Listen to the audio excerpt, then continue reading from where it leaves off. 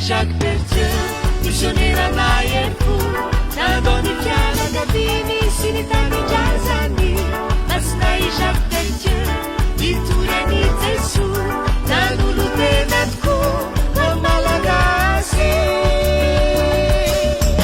Omeo fona apôstôly, izany zanakao,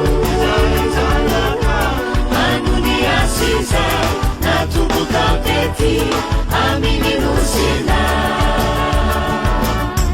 Erezoizay hitana sy andalina ny finoana marina.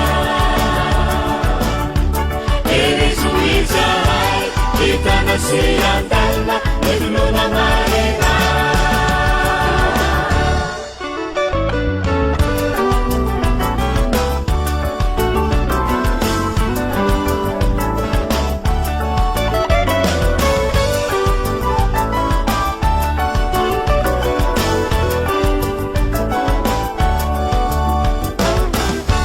Masinday Jacques Bertieu, lepretra naefo, nitetilo asa, tsy nalala sasatra.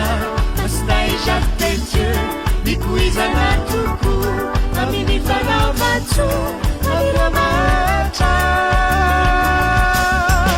Ankenenay aminao, dino sy maminay,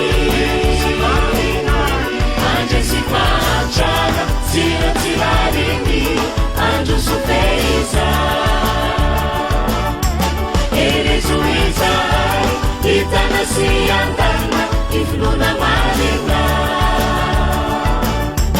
Erezoizay hitana sy andalina ny finoana marina.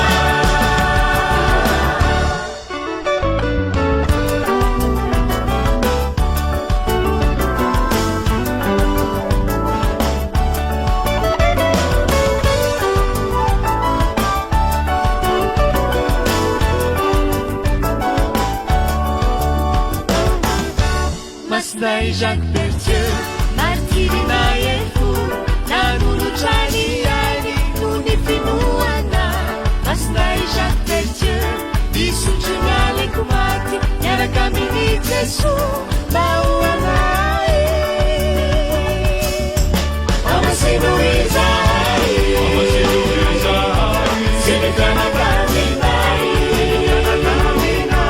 kanilana fonao, apamokatranivo, sarobiby walaitvo.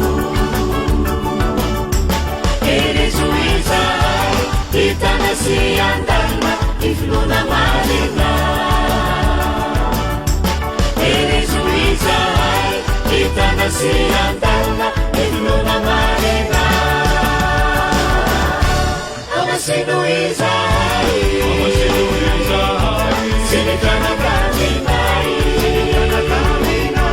kanilana fonao, apamokatranivo, sarobiby walaitvo.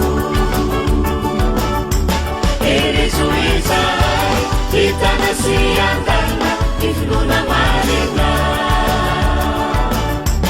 Erezoizay hitana sy andalina